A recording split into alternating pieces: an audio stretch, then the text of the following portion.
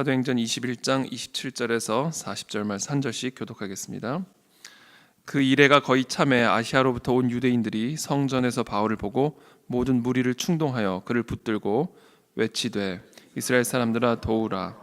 이 사람은 각처에서 우리 백성과 율법과 이곳을 비방하여 모든 사람을 가르치는 그 자인데 또 헬라인을 데리고 성전에 들어가서 이 거룩한 곳을 더럽혔다 하니 이는 그들이 전에 에베소 사람 드로비모가 바울과 함께 시내에 있음을 보고 바울이 그를 성전에 데리고 들어간 줄로 생각함이러라.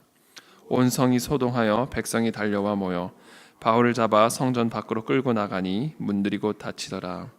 그들이 그를 죽이려 할 때에 온 예루살렘이 요란하다는 소문이 군대의 천부장에게 들리매 그가 급히 군인들과 백부장들을 거느리고 달려 내려가니 그들이 천부장과 군인들을 보고 바울 치기를 그치는지라.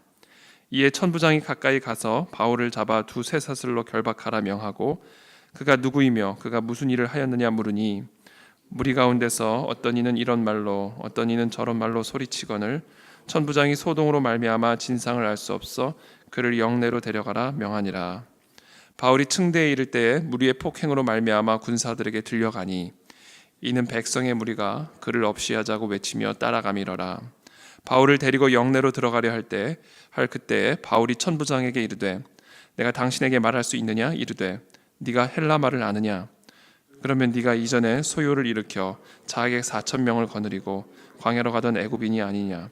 바울이 이르되 나는 유대인이라 소읍이 아닌 길리기아 다소시의 시민이니 청컨대 백성에게 말하기를 허락하라 하니 천부장이 허락하거늘 바울이 층대 위에 서서 백성에게 손짓하여 매우 조용히 한 후에 히브리 말로 말하니라.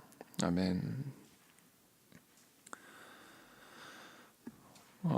예루살렘에 이제 도착을 해서 그 유대인들의 그 공격을 받는 그런 모습들이 기록이 되어 있습니다. 이제 예루살렘에 도착하여 이제 그리스도의 복음을 또 증거하는 이 사역을 감당하는 이런 준비하는 과정 가운데 유대인들이 바울을 알아보고 이제 바울을 잡아서 말 그대로 죽이려는 어떤 그런 모습들이 이제 기록이 되어 있죠.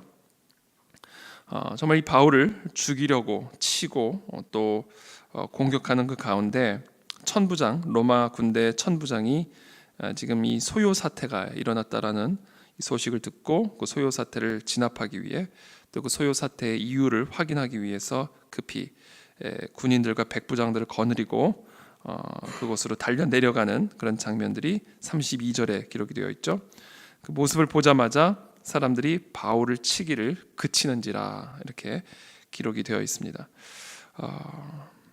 저는 이 모습을 보면서 이 하나님의 돕는 손길, 이 복음을 위해 정말 온전히 헌신된 이 사도 바울의 삶의 모습을 바라보면서 언제나 하나님께서 돕는 손길들, 또 피할 길들을 내어주시는 그런 모습들을 볼 수가 있습니다.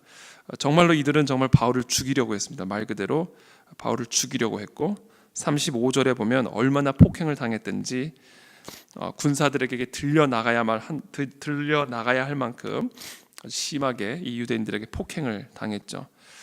그만큼 아주 위험한 상황이었는데 하나님께서는 또 로마 군대의 백부장 또 천부장을 통해 정말 이 피할 길을 내어주시는 그런 모습을 우리가 볼 수가 있습니다. 사실 지금 이 모습은 어떻게 보면 형통한 모습은 아니죠. 왜냐하면 지금 뭐 엄청난 공격과 박해를 받는 가운데 피할 길이 나오는 이런 모습이 어떻게 보면 우리가 일반적으로 형통한 삶의 모습은 아니지만 그러나 저는 오히려 이 본문 속에서 이 형통한 삶의 비결, 형통한 삶의 비밀을 저는 이제 묵상을 하게 되었습니다. 이런 많은 공격과 이런 어려움 속에서도 로마 군대 천부장의 간섭을 통해 피할 길이 나오는 돕는 손길을 경험하는 이 사도 바울의 삶의 모습을 보면서 이 형통한 삶의 원리, 이 형통한 삶의 비결은 무엇인가? 정말 이 그리스도의 복음을 위해서 살아가는 자, 이 복음에 온전히 헌신된 삶, 이 그리스도의 복음을 증거하고 이 복음의 감격을 함께 나누고 누리는 그와 같은 삶이 삶의 목적인 자, 그것이 바로 하나님께서 형통케 하는 삶의 비결이고 또 그것이 원리다라는 것을 저는 우리 본문을 통해서 다시 한번 확인하게 되었습니다. 저는 시간 축복합니다. 우리의 마음속에 먼저 이 복음의 감격이 회복이 되고 우리의 이 냉랭한 심장이, 이 멈춰 있는 심장이 우리를 향하신 그 하나님의 한없는 무한한 변치 않는 그러한 사랑의 감격으로 말미암아 이 복음의 은혜를 나누는 일에 온전히 헌신된 우리의 삶이 되기를 예수 그리스도 이름으로 축복합니다. 그래서 우리가 무슨 일을 하든지, 정말 먹든지 마시든지 무엇을 하든지 예수 그리스도의 복음을 증거하고 나누는 우리 이 복음 전파의 사역을 위해서 우리의 모든 인생이 초점이 맞추어지고 쓰임받는 그러한 삶이 되어질 때 우리는 오늘 이 본문에서 보는 것처럼 위기의 때에 또 어려움의 때에 하나님의 돕는 손길들을 경험하는 그런 형통한 삶, 그것을 우리가 맛보아할 수가 있다라는 것이죠. 이 사도 바울의 삶을 통해 우리가 그와 같은 하나님의 돕는 삶, 또 형통한 삶의 비밀, 또 원리를 우리가 확인을 할 수가 있습니다. 하나님이 그와 같은 자들의 삶을 형통케 하시는 이유는 그 복음이 바로 하나님의 마음의 중심에 있는 것이기 때문에 그렇습니다.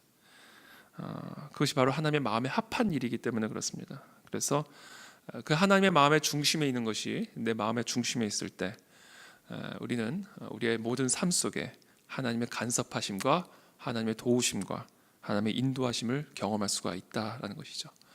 우리의 마음의 중심이 다시 한번 그 하나님의 마음의 중심에 그 초점을 맞추는 그러한 이 새벽이 되기를 예수 그리스도 이름으로 축복합니다.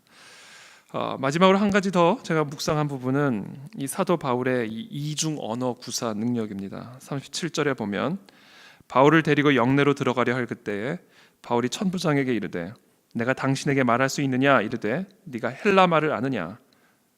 헬라 말을 아느냐. 이 로마 군대 천부장과 커뮤니케이션이 되죠. 언어 소통이 가능한 겁니다. 그리고 나서 바울이 이르되 39절에 나는 유대인이라 소읍이 아닌 길리기아 다소시의 시민이니 청컨대 백성에게 말하기를 허락하라 하니 천부장이 허락하거늘 바울이 층대 위에 서서 백성에게 손짓하여 매우 조용히 한 후에 히브리 말로 말하니라. 그러니까 이 바울은 로마 군대 천부장과 대화를 할 때에는 헬라 말로 대화를 하고 또 지금 유대인들, 지금 자기들을 공격하려고 하는 이 유대인들과 대화를 할 때에는 히브리 말, 당시 이 유대인들은 이 아람어를 사용했죠. 이 히브리 말, 아람어를 구사하는 이런 이중 언어 구사 능력을 우리가 우리 본문을 통해서도 볼 수가 있죠. 이 복음을 전하는 데 있어서 이 이중 언어는 너무나 중요합니다. 우리가 한국말을 모국어로 사용하지만 그러나 우리가 뭐 한국어가 아닌 다른 언어, 예컨대 뭐 영어, 뭐 일어, 베트남어, 중국어, 다양한 언어들이 있죠.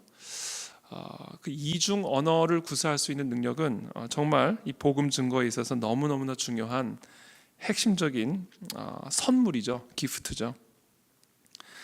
근데 이것이 단순한 말 그대로 우리가 외국어를 물론 우리가 할 수 있는 것도 참 중요하지만 오늘날 우리 대한민국 안에 사실은 이 세상에 있는 많은 사람들은 우리가 사용하는 이런 영적인 언어가 아닌 성경적인 어떤 언어가 아닌 어떤 성경적인 세계관에 입각한 언어가 아닌 철저하게 반기독교적이고 비성경적인 하나님을 인정하지 않는 세계관에 입각한 언어를 사용합니다.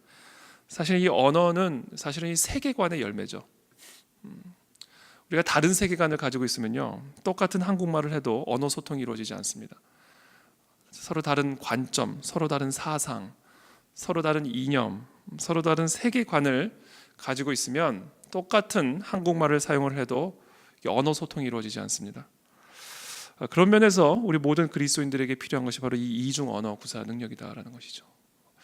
하나님을 인정하지 않고 그리스도의 복음을 인정하지 않는 이 성경적인 진리를 전혀 인정하지 않는 그런 많은 세상 사람들이 알아들을 수 있는 이 그리스도의 복음을 이해할 수 있고 이 그리스도의 진리를 알아들을 수 있는 그런 언어로 그들에게 이 복음을 증거할 수 있는 그런 언어 능력이 우리에게 필요하다라는 것이죠.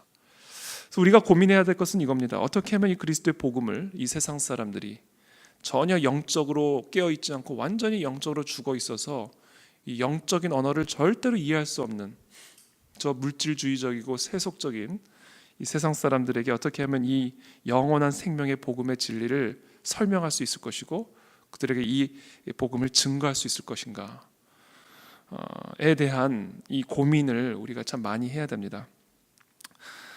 뭐 여러 가지 방법이 있겠죠. 뭐 변증이 있을 수 있습니다. 변증. 예컨대 뭐 창조론을 과학적으로 세상 사람 누구나 이해할 수 있는 과학적인 언어로, 그것을 창세기의 언어가 아니라 신앙의 언어가 아니라 과학의 언어로 우리가 창조에 대해서 설명을 할 수가 있겠죠. 이런 것들이 이중 언어입니다. 왜 우리에게 그리스도의 복음이 필요한가? 이것을 우리가 얼마든지 이 세상 사람들이 이해할 수 있는 언어로 설명할 수 있고 나눌 수 있다는 것이죠. 저는 그 이중 언어 가운데 가장 중요한 언어 중에 하나가 바로 우리의 간증이라고 저는 생각합니다. 간증. 내가 만난 예수님, 내가 만난 하나님, 내 삶 속에서, 내 환경 속에서, 내 위기 속에서 어떤 하나님의 은혜와 어떤 하나님의 돕는 손길이 내 삶 가운데 함께 하셨는지, 이 간증이야말로 그와 같은 어려움과 누구나 동일한 그런 위기를 경험하는 이 세상 사람들이 알아들을 수 있는 복음의 언어다. 저는 그래서 우리 그 안에 진리교회 성도들의 삶에 이와 같은 간증의 은혜가 항상 넘쳐나게 되기를 축복합니다. 그래서 누구를 만나든지 언제 만나든지 우리가 이 예수 그리스도의 복음, 내가 만난 예수님, 내가 만나고 내가 경험한 하나님의 사랑과 하나님의 은혜를 나눌 수 있고 증거할 수 있는 이 이중 언어의 능력. 전 첫 번째 간증이라고 생각합니다. 간증. 항상 우리의 삶에 이 간증이 넘쳐나게 되기를 예수 그리스도 이름으로 축복합니다. 그리고 마지막으로 한 가지만 더 이 이중 언어에 또 다른 중요한 언어가 있다면, 어저께 우리 이진우 전도사님 설교하는 가운데 제가 생각한 것이 이제 그 삶에 대한 얘기를 어제 우리 이진우 전도사님이 했는데,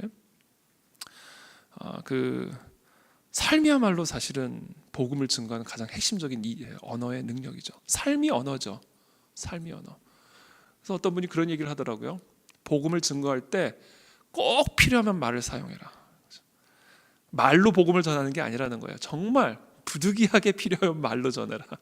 이건 어떻게 보면 말이 중요하지 않다라는 의미를 강조하는 것이 아니라, 말보다 우리의 삶이 사실은 이 복음을 증거하는 핵심적인 언어다라는 것이죠. 그래서 사실 세상 사람들은요, 우리가 하는 말도 듣겠지만 우리가 하는 말을 그들의 삶을 가지고 평가합니다. 그렇기 때문에 이 복음을 증거하기 위해서, 이 복음의 능력, 이 살아계신 하나님의 은혜를 증거하기 위해서 우리에게 반드시 필요한 언어가 있다는 것은 바로 삶이다. 이 복음을 살아내는 언어, 이 복음을 살아내는 능력, 이게 삶이라는 언어죠.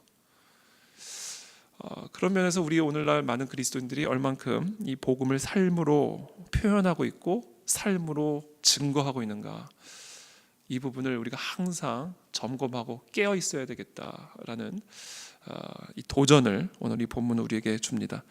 그래서 어저께 그 얘기를 하잖아요. 그 분리수거 문제. 저도 어제 뒤에서 그 말씀 듣다가 우리 교회가 지금 분리수거를 제대로 못 하고 있나? 제가 너무 놀라가지고 우리 이제 교육자 회의해가지고 이 분리수거를 더 철저하게 해야 되겠다. 저 위에 사무실은 분리수거를 잘하는데 교회가 이 분리수거를 제대로 못하면 이게 말이 되나? 제가 어제 너무 사실 조금 놀라기도 했는데, 우리가 분리수거를 좀 더 철저하게 할 수 있는, 이건 조그마한 실천이죠. 사실 조그마한 실천. 그런 것부터 우리 교회가, 또 우리 모든 성도들이 정말 잘 감당할 수 있는 그런 은혜가 우리 모두에게 있게 되기를 예수 그리스도 이름으로 축복합니다. 자, 기도하겠습니다. 살아계신 주님, 감사합니다. 오늘 사도 바울의 이 삶을 바라보면서 정말 이 복음에 온전히 헌신된 자에게 하나님께서 베풀어 주시는 그 은혜의 손길들을 저희들이 함께 또 묵상하였습니다. 정말 우리의 삶의 초점이, 정말 우리의 마음의 중심이 하나님의 마음의 중심에 있는 그 복음이 될 수 있도록 우리에게 은혜를 베풀어 주시기를 원합니다. 날마다 우리를 향하신 그 하나님의 은혜, 그 하나님의 사랑, 나 같은 죄인, 그리고 내가 안고 사는 이런 심각한 죄악들을 주님 변치 않고 용서하시고 또 우리를 변치 않고 사랑하시는 그 하나님의 신실한 사랑의 은혜에 우리가 날마다 감격하는, 그래서 우리의 심령이 이 복음으로 날마다 담금질되어지는 그런 은혜를 베풀어 주셔서 그 복음의 감격으로 살아가는 우리 모두가 될 수 있도록 주님 은혜를 베풀어 주옵소서.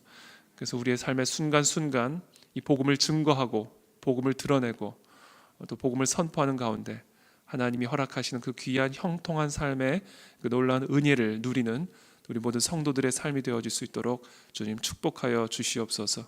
우리의 삶에 간증이라고 하는 이 복음의 언어들이 넘쳐나게 되기를 원합니다. 내가 아는 하나님을 넘어 내가 경험한 하나님, 내가 경험한 예수님의 그 사랑, 내가 경험한 그 복음의 은혜를 내가 증거할 때에 그 간증이 참 우리 세상 사람들에게 잘 증거되어지고 도전이 되어지고 또 감격이 되어질 수 있도록 우리 삶에 놀라운 이 간증의 은혜들을 차고 넘치게 주님 축복하여 주시옵소서. 또한 하나님, 우리의 삶이 예수 그리스도의 복음을 드러내고 증거하는 그와 같은 언어가 되게 도와주셔서 주님, 우리의 삶을 보는 자들마다 하나님을 보게 하시고 또 예수 그리스도의 그 은혜를 또한 맛보아 알 수 있도록 우리의 삶을 주님께서 그렇게 사용하시고 거룩하게 변화시켜 주시옵소서. 예수 그리스도의 이름으로 축복하며 기도합나이다. 아멘.